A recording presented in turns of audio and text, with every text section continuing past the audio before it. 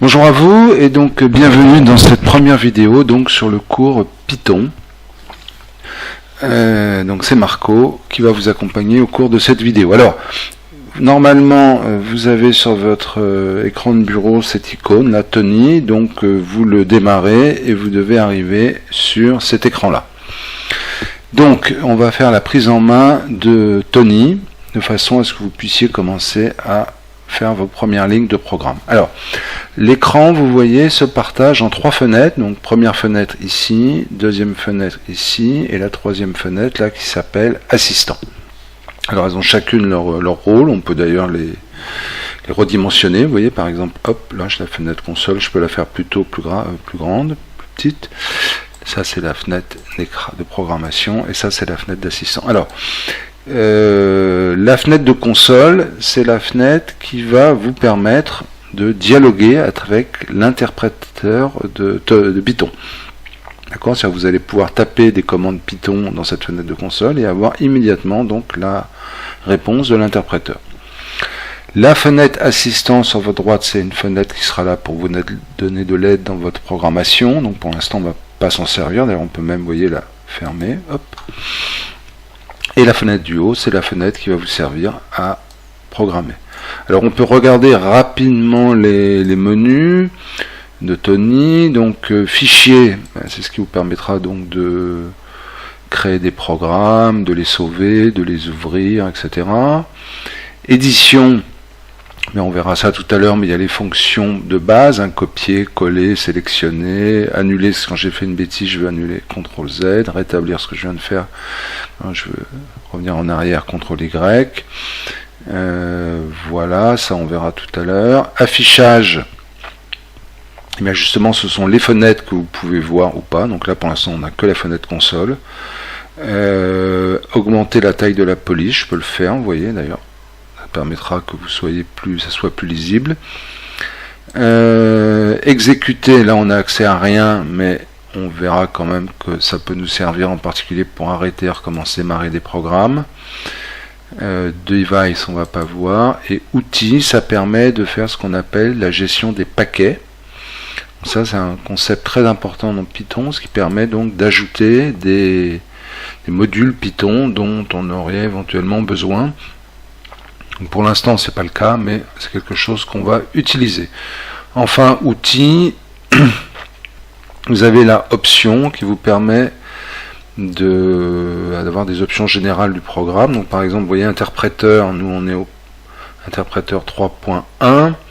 Vous pouvez changer les thèmes et la police. Alors, vous voyez que Python vous proposer quand vous écrivez des programmes, des couleurs, des jeux de couleurs pour vous aider à que ça soit plus clair. Donc, vous pouvez choisir, il y a différents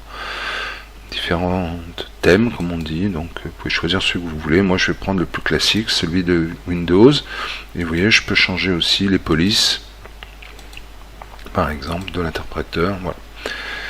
Donc voilà, voilà pour une rapide prise en main donc de l'environnement Python. Alors on va commencer par l'interpréteur, c'est-à-dire qu'on va taper notre première commande Python pour essayer de tenir une réponse donc du langage. Alors, je vais vous apprendre donc votre première commande Python, c'est la commande print. P-I-N-T, comme ça. Entre parenthèses. Donc la commande print, ça veut dire affiche. Et entre parenthèses, on va dire ce qu'on veut afficher. Donc par exemple, on va afficher Hello World, parce que c'est un peu la tradition dans le monde de l'informatique. Donc je valide ma commande et effectivement affiche dans la console Hello World. Donc voilà votre première ligne de Python. Alors on va faire quelques remarques. D'abord print, vous voyez c'est un mot important dans le sens que l'orthographe est importante. Par exemple si je tapais la même chose mais avec un P majuscule, d'accord, si je tapais par un print comme ça, Hello World, la même chose, eh bien, ça ne marcherait pas. Voilà, on dirait, voilà, je ne comprends pas, name error print, c'est-à-dire je ne comprends pas ce que c'est que ce mot. Donc tout ça pour vous dire qu'effectivement, l'orthographe est fondamentale en Python. Donc ensuite, print, c'est une fonction. Alors qu'est-ce que ça veut dire une fonction? Ben, ça veut dire que on va écrire print et ensuite on va passer entre parenthèses, comme vous avez appris en maths, ce qu'on appelle des paramètres de la fonction. C'est un peu aussi ce qu'on avait vu en Google Sheets. D'accord? Donc là, qu'est-ce que je passe en paramètres de la fonction? Ben, ce que je veux afficher. Donc je vais afficher des caractères. Donc les caractères, ça s'écrit entre double guillemets, comme ça, donc print, salut. Alors, on va s'arrêter là-dessus, parce que ce sont donc des caractères, et vous voyez, on les définit comme dans Google Sheets, entre guillemets. Hein, si par exemple je vais mettre print, toujours entre parenthèses, évidemment, puisque c'est une fonction, salut toi, d'accord, eh bien, le caractère espace qui est là compte comme un caractère comme les autres. Alors, petite astuce sur l'interpréteur, si vous utilisez la flèche de votre clavier qui va vers le haut, vous pouvez retrouver la dernière commande que vous avez tapée. Donc ça vous évite de la retaper complètement. Salut toi avec un point d'exclamation. Eh bien, ça marche tout à fait. D'accord? On peut afficher aussi des nombres. Par exemple, je peux afficher le nombre 2. Par exemple, si je lui dis 2, vous voyez, alors cette fois-ci, vous voyez qu'il n'y a pas de guillemets, parce que c'est une donnée numérique, il m'affiche 2. Je peux aussi faire des opérations. Par exemple, 2 plus 3, vous voyez, ben, normalement, ça va m'afficher 5. Voilà, c'est formidable. Donc, ça permet de vous rappeler rapidement les opérateurs. Hein. Le plus, le moins. D'accord, ce qu'il va faire, donc, moins 1. Le multiplier, je vous rappelle, c'est l'étoile. 2 fois 3, ça va faire 6. Et le diviser, c'est la barre de fraction. Voilà. Alors vous allez me dire, ok, tout ça c'est bien beau, mais ça fait pas un programme, puisqu'on est obligé de taper nos instructions les unes à la suite des autres. Tout à fait correct. D'ailleurs, je vous rappelle, puisqu'on a tapé plein de trucs dans la console, là, si on veut les effacer, on fait vider la console, vous voyez là, hop, tout s'affiche. Donc cet interpréteur Python, en fait, vous allez l'utiliser souvent pour faire des petits tests, pour voir comment la console réagit, comment Python réagit à vos commandes. Hein, des fois, si vous avez des doutes sur l'orthographe, la syntaxe de phrases, d'instructions que vous voulez donner en Python, vous vous servirez de la console. Mais ce que l'on va utiliser plus, c'est cette fenêtre du haut. Alors cette fenêtre du haut, c'est là qu'on va pouvoir taper notre premier programme. Alors je vais vouloir taper un programme dans la console. Alors, vous voyez, si je clique, il ne se passe rien, ben, c'est normal, parce que si je veux faire un programme, il va falloir donc que je lui donne un nom et que je le crée. Donc je vais aller sur le petit icône ici, vous voyez, petit icône blanc, CTRL N, nouveau, où je peux faire fichier nouveau. Voilà. Et donc, qu'est-ce qui apparaît? Ben, apparaît le nom de mon programme. Donc pour l'instant c'est untitled, hein, il n'a pas de nom. Et puis vous voyez là apparaître des lignes qui sont les numéros des lignes de mon programme. Alors c'est juste à titre informatif, ça, en réalité ça n'a pas énormément d'importance. Alors je peux taper mon premier programme, hein, print hello world toujours, je vais taper ça. Et donc maintenant que j'ai fait ma première ligne de programme de ma vie, eh bien je peux vouloir l'exécuter. Vous voyez, pour l'exécuter, c'est la petite flèche blanche sur un rond vert ici, hein, qui dit donc exécuter le script courant, ou alors la touche F5. D'accord? Vous pouvez faire comme vous voulez, faire exécuter aussi là si vous voulez, hein. Exécuter le script courant, c'est la même, ça c'est la même commande. Donc on va l'exécuter, et là, hop, que se passe-t-il? Eh bien, il y a une fenêtre qui s'ouvre qui me dit, bah, avant d'exécuter un programme, il faut déjà lui donner un nom. Alors, je vais lui donner un nom, je vais l'appeler, par exemple, Marco, mon premier programme. Alors, vous voyez, j'essaye de donner un nom qui a un sens. Hein, donc là, par exemple, c'est votre prénom. Vous voyez que ce petit caractère-là, c'est l'underscore, c'est-à-dire celui qui est sur votre clavier à côté du 0 en majuscule. Alors pas le moins, le underscore, mon premier programme. Alors j'essaye de donner des noms qui ont une espèce de sens. Vous vous occupez pas de l'extension, je vous rappelle que l'extension c'est ce qui est marqué après le point, donc PY signifie simplement au système que c'est un programme, donc comme c'est marqué en dessous, Python. Donc je fais save, Voilà. Et il exécute et il écrit. Donc, alors les résultats du programme sont affichés dans la console. Print Hello World. Voilà les premières choses. Alors, on va continuer. Donc, de la même manière, hein, si je fais print, alors je peux faire un copier-coller, hein, CTRL-C, CTRL-V. Si je mets un print en majuscule, hein, donc je sais que ça c'est pas bon. D'ailleurs, vous voyez, il apparaît en noir et pas en violet, et que je lance mon programme. Alors c'est intéressant parce qu'on voit donc que c'est un langage interprété puisqu'il a exécuté la première ligne, Hello World. D'ailleurs, je vais changer là, je vais mettre Hello World 2 que vous voyez bien. Je vais relancer. Donc il écrit bien Hello World et puis dans la ligne Hello World 2, il ne connaît pas le mot print avec un P majuscule. Donc je vais corriger. Donc là, normalement, ça va fonctionner. Très bien. Imaginez par exemple que je fasse une toute petite chose, c'est que je mette un espace. Hein, ça paraît rien du tout, un espace avant Hello World 2. Eh bien, de la même manière, j'ai une erreur parce que évidemment, un espace, ça veut dire quelque chose. Alors, le décalage en début de ligne, le nombre d'espaces en début de ligne, en informatique, c'est un nom, ça s'appelle l'indentation. Alors l'indentation, vous voyez, c'est le nombre d'espaces que vous laissez en début d'une ligne de programme et c'est tout à fait fondamental en Python, nous y reviendrons.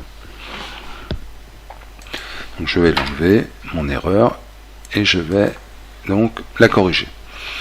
Alors on peut donc faire des affichages de caractères, on peut faire aussi des affichages de calcul, hein, par exemple 2 plus 3 moins 5, voilà.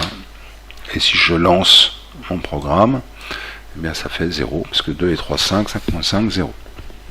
D'accord, ça me permet d'ailleurs de vous rappeler toutes les règles de priorité en termes d'opérateurs. Hein. Si je veux faire par exemple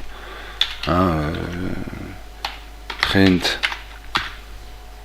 3 fois 5 plus 3, d'accord, la règle des opérateurs, vous les connaissez, hein, ça fait d'abord la multiplication plus l'addition, donc ça fait 5 fois 3, 15 plus 3, ça va donc faire 18. D'accord. Si je veux utiliser des règles, des parenthèses pour faire mes calculs, si je veux faire par exemple 3 fois 5 plus 3, ce qui serait un autre calcul, eh bien je peux mettre des parenthèses, vous voyez, à l'intérieur des parenthèses. Elles n'ont pas le même sens, hein, les parenthèses tout autour, c'est celles qui sont liées à la fonction print.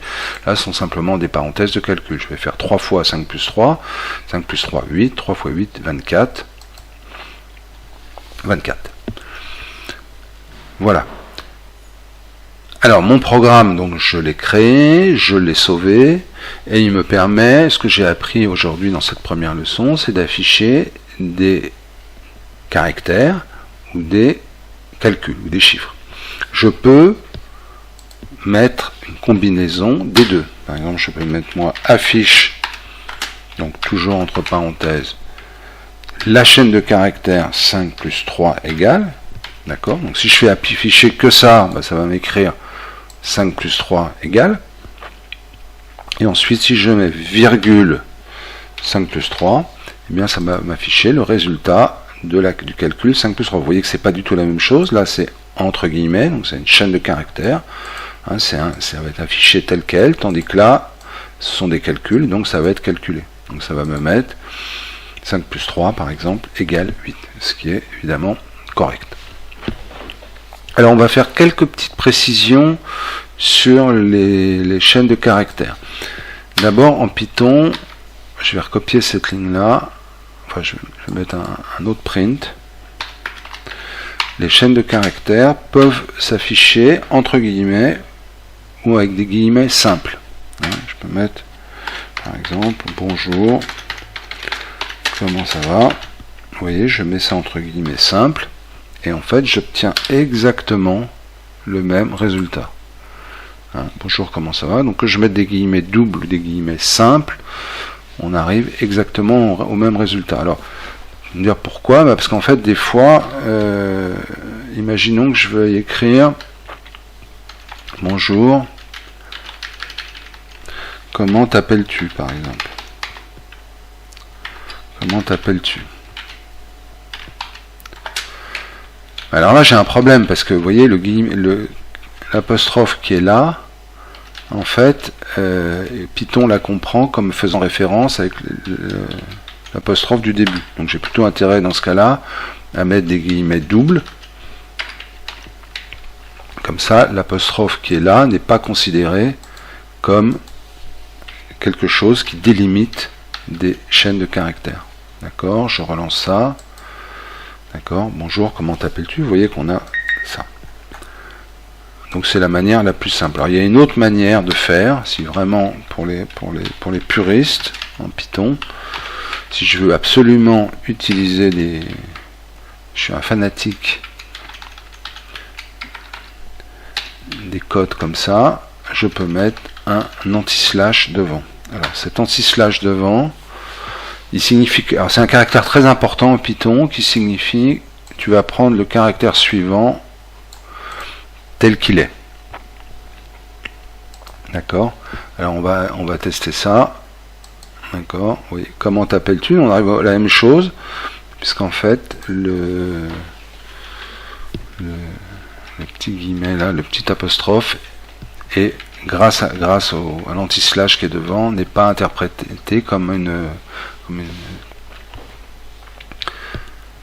un signe donc de délimitation des caractères. Alors il y a d'autres petites choses. On peut mettre par exemple, un retour à la ligne. Vous voyez qu'à chaque fois qu'on fait un print, on va un retour à la ligne. D'accord? Mais je peux le faire par exemple dans ma chaîne de caractères. Si je mets cette fois-ci anti-slash n, eh bien vous voyez, ça va afficher bonjour, comment t'appelles-tu? Alors vous voyez que s'il y a des espaces avant le bonjour, parce que l'espace qui est là, eh bien on le retrouve ici. D'accord? Donc par exemple je pourrais l'enlever comme ça. Bonjour, comment t'appelles-tu? Vous voyez qu'en un seul print, eh bien j'arrive à écrire sur 2 lignes. Voilà. Donc je pense... Alors il y a une autre chose que je voulais vous montrer aussi, c'est qu'il y a un autre caractère spécial, c'est le caractère tabulation. Des fois, vous voyez, quand vous voulez présenter des textes, vous voulez tabuler les choses, c'est-à-dire les décaler du bord de l'écran. Et bien en fait, pour faire une tabulation, on fait anti-slash t. Anti-slash t, ça va nous afficher, vous voyez, bonjour, comment t'appelles-tu? Vous voyez qu'on est décalé par rapport au bord de l'écran. Donc voilà, on a fait un petit programme avec quelques prints. On va terminer par 2 choses. Alors la première chose, ce sont les lignes vides. Si je veux, vous voyez, espacer les lignes d'affichage, c'est pas là que ça se passe. Là, en fait, les lignes de mon programme vide, elles n'ont strictement aucune importance. Python ne s'en occupe pas. Donc si je veux afficher un retour à la ligne, eh bien, par exemple, je peux juste faire un print avec rien dedans. Hein, ça me fera, hein, si je le mets entre les deux, ça va me faire afficher un retour à la ligne. D'accord, mais il ne faut pas, vous voyez, il est là. Il ne faut pas que j'imagine que les lignes qui sont là, où il n'y a rien, sont interprétées pour Python. C'est comme s'il n'y avait rien, il ne s'en occupe pas. Alors, par contre, en Python, on peut faire ce qu'on appelle des commentaires. Alors, qu'est-ce que c'est que des commentaires? Eh bien, c'est du texte que vous allez écrire dans votre programme Python, qui est destiné à celui qui va le lire, c'est-à-dire souvent vous, mais ça peut être quelqu'un d'autre, peut être moi par exemple, qui veut comprendre ce que vous essayez de faire. Alors imaginons qu'on va écrire par exemple, voici mon premier programme en Python. Alors évidemment, si je lance mon programme là, ben voilà, première ligne, ça va être erreur. Il ne comprend pas ce que ça veut dire que voici mon premier programme. Vous voyez, ça c'est. D'ailleurs, j'ai mis pas voici, j'ai mis voici. Alors il y a plusieurs manières de dire à Python de ne pas s'occuper de ces lignes. La première, la plus simple, c'est de mettre un dièse en tête, vous voyez, un H là, en tête de ligne. Donc dans ce cas-là, vous voyez, la ligne elle apparaît là en rouge et elle n'est juste pas prise en compte par Python. Hein, si je la lance, ça marche parfaitement, cette ligne-là est complètement ignorée. Si je veux faire un commentaire sur plusieurs lignes, ça peut arriver, hein, je fais 3 doubles quotes. 1, 2, 3. Et là, je peux faire voici un commentaire sur plusieurs lignes. Voilà. Et à la fin de mon commentaire, je refais 3 guillemets. Voilà. Et donc tout ça, tout ce qui est entre les triples guillemets là et les triples guillemets là, n'est juste pas pris en compte par Python. Voilà, ça permet de faire des commentaires, par exemple à ma destination, à votre destination, s'il y a des choses que vous voulez garder en mémoire le jour où vous regardez vos programmes. Alors, on va synthétiser. Dans cette première vidéo, donc nous avons appris à nous servir de la console. Nous avons appris à... Je vais couper mes messages privés. Nous avons appris donc à écrire un premier petit programme, à le sauver. Hein, je vais fichier enregistrer. Alors à chaque fois que vous lancez un programme Python, il se sauve. Il faut savoir ça. Enfin, en tous les cas, avec Tony. Vous avez appris donc les principales utilisations donc des menus. Vous avez appris la fonction print. Donc c'est une fonction, je vous rappelle, parce qu'elle est entre parenthèses. Et donc elle va analyser tout ce qui se passe entre la parenthèse. Donc vous avez appris à afficher des caractères. Vous avez appris à afficher des chiffres. Et vous avez appris aussi qu'on pouvait délimiter les caractères soit par des guillemets doubles, soit par des guillemets simples. Et enfin, vous avez appris l'importance de l'anti-slash qui vous permet de passer des commandes au sein d'un print. Par exemple, anti-slash n permet de retourner à la ligne. Anti-slash t permet donc de faire une tabulation. Et anti-slash apostrophe permet à ce que ça soit considéré comme une apostrophe et pas comme un délimitateur de caractères. Voilà, donc voilà pour cette première leçon et je vais vous donner tout de suite un premier exercice. Donc vous allez aller dans votre Drive, ouvrir, donc dans SNT cours Python exercice, donc on va l'ouvrir, il s'appelle exercice 1 et voilà l'exercice. Donc vous voyez d'ailleurs je vous l'ai mis comme commentaire avec les 3 guillemets et l'exercice c'est d'arriver à faire afficher exactement ça. D'accord? Donc vous essayez de le faire et puis on en reparlera donc en cours. Donc je vous dis à très vite en cours et pour la vidéo numéro 2.